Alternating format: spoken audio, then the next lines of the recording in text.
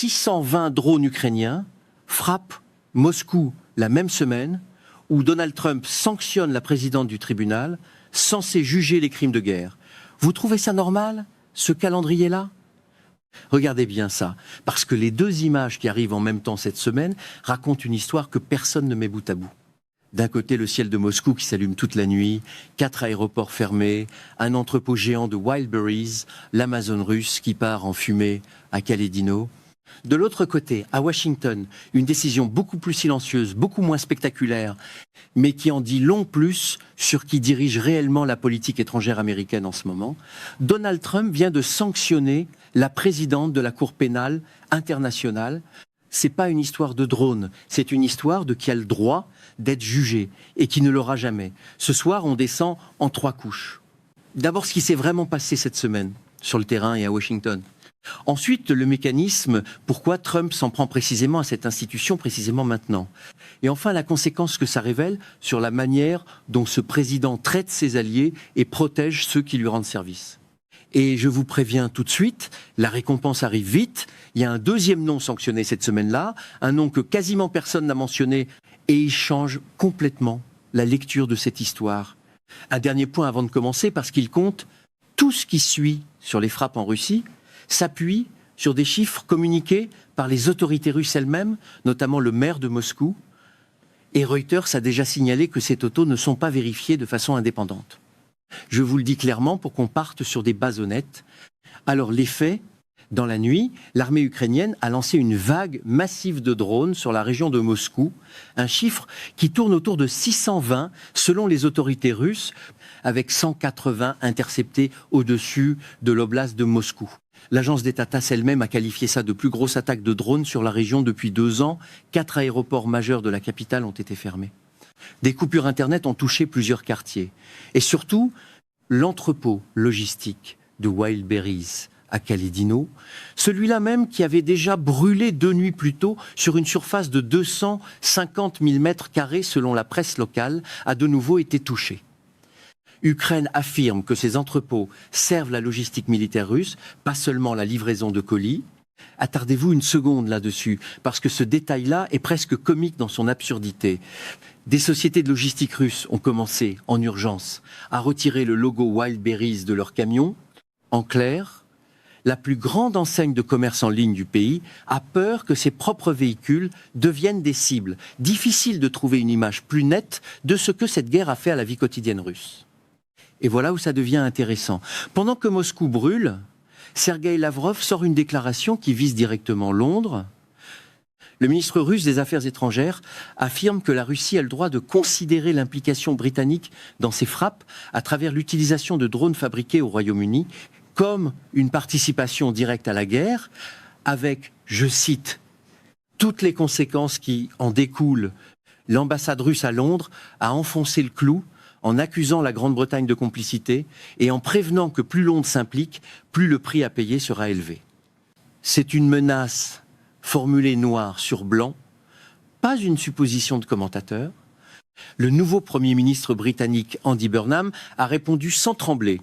Le Royaume-Uni continuera de soutenir l'Ukraine à 100% contre ce qu'il a appelé la guerre illégale menée par Vladimir Poutine et que le pays ne sera pas, je cite, un ami de beau temps. Vous voyez le problème ? La Russie menace ouvertement un pays du G7 pour avoir fourni des drones de défense, pendant que la même semaine, à Washington, l'administration américaine choisit de sanctionner non pas Moscou, mais l'institution censée juger les crimes de guerre. Gardez cette contradiction en tête, on va y revenir. Bon, à ce stade, on pourrait se dire que cette histoire de sanctions contre la Cour pénale internationale, c'est un point technique, une dispute juridique lointaine entre Washington et La Haye qui ne concerne pas vraiment le spectateur. C'est rassurant de le voir comme ça. Sauf que non. Voici ce qui s'est réellement passé. Selon France 24 et Al Jazeera, l'administration Trump a sanctionné, le 18 août, 2 personnes précises, Tomoko Akane, la présidente de la Cour, une juge japonaise élue à ce poste en mars 2024, et Abdoulaye Seye, un avocat sénégalais senior au sein du bureau du procureur. Ce deuxième nom, celui de M. Seye, n'apparaît dans quasiment aucune couverture francophone de l'affaire. Il mérite pourtant d'être dit à voix haute, parce qu'il détruit à lui seul l'argument le plus commode de l'administration. Le département d'État a justifié la mesure en désignant les deux responsables sous un décret présidentiel, l'Executive Order 14203, qui autorise des sanctions contre le personnel de la Cour impliqués dans des enquêtes ou des poursuites visant des ressortissants de pays qui n'ont jamais reconnu la juridiction du tribunal.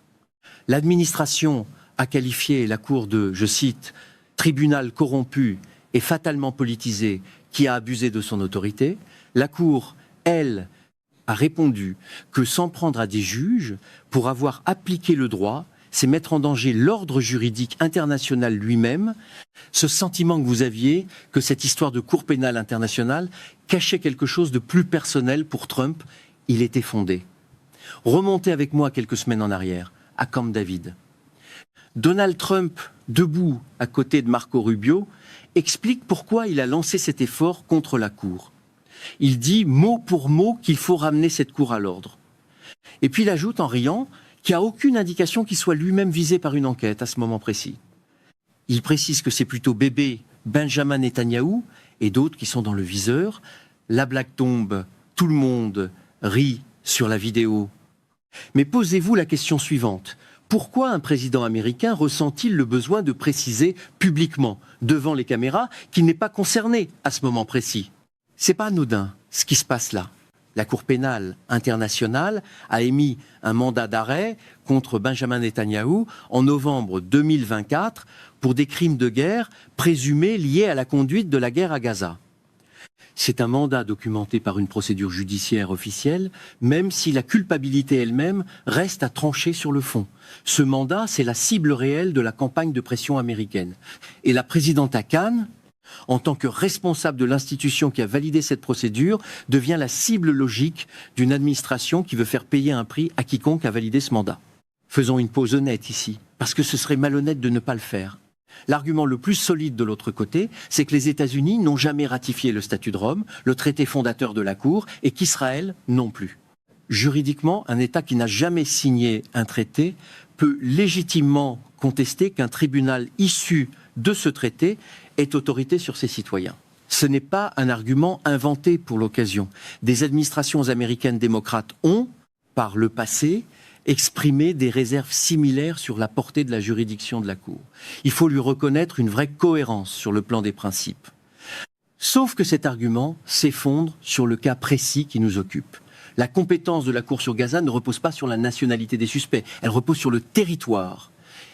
La Palestine est un État partie au statut de Rome depuis 2015, ce qui donne à la Cour une compétence territoriale sur les actes commis sur ce sol, peu importe la nationalité de la personne accusée. L'argument de la non-ratification américaine ou israélienne ne couvre tout simplement pas ce cas de figure. Et surtout, ça n'explique en rien pourquoi un avocat sénégalais, M. Sey, qui n'a strictement aucun lien de nationalité avec les États-Unis ou Israël, se retrouve lui aussi sanctionné. On ne punit pas un juriste sénégalais pour défendre la souveraineté américaine. On le punit pour avoir fait son travail dans un dossier qui gêne. Ce que je sentais depuis le début sur ce point-là, c'était vrai. Sanctionner un juge, ce n'est pas défendre la souveraineté américaine. C'est dire tout haut qui a le droit d'être jugé et qui ne l'a jamais. Et c'est même pas la première fois que cette administration s'en prend à la Cour. Dès décembre dernier, selon Euronews et NBC News, la présidente Khan avait déjà publiquement promis de résister à la pression combinée de Washington et de Moscou, deux capitales qui, pour des raisons différentes, ont chacune un intérêt personnel à affaiblir cette institution. Poutine, parce qu'un mandat d'arrêt de la Cour pèse aussi sur lui depuis mars 2023, pour la déportation présumée d'enfants ukrainiens vers le territoire russe, une allégation documentée par ce mandat officiel est jamais exécutée, faute de coopération de Moscou. Trump, pour Netanyahou, et disons-le sans détour, potentiellement pour lui-même, si le champ d'action de la Cour venait un jour à s'élargir, ce n'est pas une coïncidence isolée, c'est une méthode répétée assez souvent pour ne plus être accidentelle. Il ne faut jamais vendre la peau de l'ours avant de l'avoir tué, dit l'expression. Sauf que là, l'administration américaine agit exactement comme si la Cour était déjà à terre. Sauf qu'elle continue de tenir juge après juge, sanction après sanction. Et c'est même pas le plus gros morceau de cette histoire. Pendant que Washington s'acharne sur un tribunal international, la même administration mène en parallèle une toute autre bataille, cette fois contre un allié historique. Le Canada, depuis le 20 juillet, Trump a signé des proclamations imposant des droits de douane de 50% sur une liste précise de produits canadiens. Les automobiles, les produits laitiers, l'alcool. 50%, pour vous donner une idée concrète, c'est le genre de surcoût qui peut transformer une voiture familiale abordable en achat de luxe du jour au lendemain. La Maison-Blanche justifie la mesure en accusant le Canada de, je cite, « discrimination continue contre les produits américains ». Ce qui est fou, c'est que ces tarifs censés entrer en vigueur à minuit ont été reportés au 20 et 1 août après un appel direct entre Trump et le Premier ministre canadien Mark Carney, selon CNN et le Globe and Mail. Carney a parlé de progrès substantiels tout en reconnaissant qu'il reste du travail important. Un accord qui se dessine impliquerait des concessions canadiennes sur les mesures de rétorsion et sur le lait, en échange d'une réduction américaine sur certains tarifs automobiles.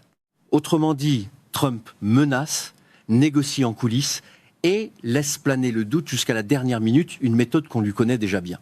Sur les marchés financiers, un acronyme moqueur circule déjà pour décrire ce genre de séquence chez Trump, menacer fort, négocier en coulisses, puis reculer discrètement au dernier moment. On appelle carrément ça faire un taco. Ce n'est pas très flatteur pour un chef d'État qui se présente comme l'homme fort du commerce mondial, mais l'expression a fini par coller, à force de se vérifier. Le vrai problème commence ici, et il dépasse largement le Canada. Le même président qui traite un allié du XZ comme un adversaire commercial à faire plier au dernier moment, refuse d'exercer la moindre pression comparable sur Vladimir Poutine, dont l'armée continue de frapper l'Ukraine chaque soir. Selon les dernières informations relayées sur le réseau Midas Touch, Kiev s'attend à une frappe massive de missiles balistiques dans les heures qui viennent, et l'Ukraine manque cruellement d'intercepteurs pour s'en protéger cet hiver. Pendant ce temps, la seule institution capable de documenter juridiquement les crimes de guerre russes se fait affaiblir depuis Washington. Le président français Emmanuel Macron a résumé la situation en une phrase, en évoquant la confiance nécessaire dans l'indépendance européenne dans, je le cite, « ce monde disloqué où le droit international est violé chaque jour, où la logique des blocs revient ». Une phrase qui vise directement la manière dont Donald Trump a redessiné à sa main l'ordre international construit après la Seconde Guerre mondiale. Ce que les grands médias conservateurs n'en parlent presque pas, ce n'est plus vraiment un hasard. Vous avez vu cette semaine-là beaucoup de couvertures sur les drones, les explosions, les images spectaculaires de Moscou en flammes, beaucoup moins sur le nom d'Abdoulaye Sey ou sur le lien direct entre Camp David et les sanctions contre la Cour. Ceux qui ne regardent que les gros titres ratent exactement la partie qui compte. Et pendant qu'on y est, un dernier fil mérite d'être tiré, celui du renseignement satellite. Le New York Times a documenté comment l'Ukraine utilise désormais de l'imagerie satellite commerciale, quasiment en temps réel. Des images qui mettaient des jours à arriver aux troupes de première ligne arrivent maintenant en 15 minutes à quelques heures. Ça permet de repérer les positions russes, les systèmes de défense antiaérienne, les routes logistiques, avec une précision que Moscou peine à contourner. C'est devenu un outil de première ligne, plus seulement un privilège réservé aux hauts gradés. Voilà pour la mécanique de la guerre elle-même, en toile de fond de tout ce qu'on vient de voir sur le plan diplomatique. Trump n'a jamais sanctionné Poutine cette semaine-là. Il a sanctionné la femme qui essayait de le juger, lui et ses alliés. Revenez avec moi à la question du départ. 620 drones sur Moscou et Washington qui choisit cette même semaine de frapper une juge plutôt qu'un dictateur. Vous êtes venu pour une histoire d'explosion et d'entrepôt en feu. Vous repartez avec la preuve que l'administration américaine a fait un choix clair, sûr qui mérite d'être protégé, et ce choix n'a rien à voir avec la sécurité nationale des États-Unis. Ce sentiment que vous aviez en cliquant sur cette vidéo, que quelque chose ne collait pas dans le calendrier, il était juste. On assiste à un cheval de Troie institutionnel, sous couvert de défendre la souveraineté américaine.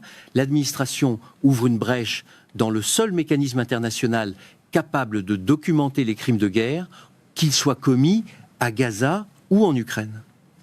Et l'effet Streisand joue à plein régime ici.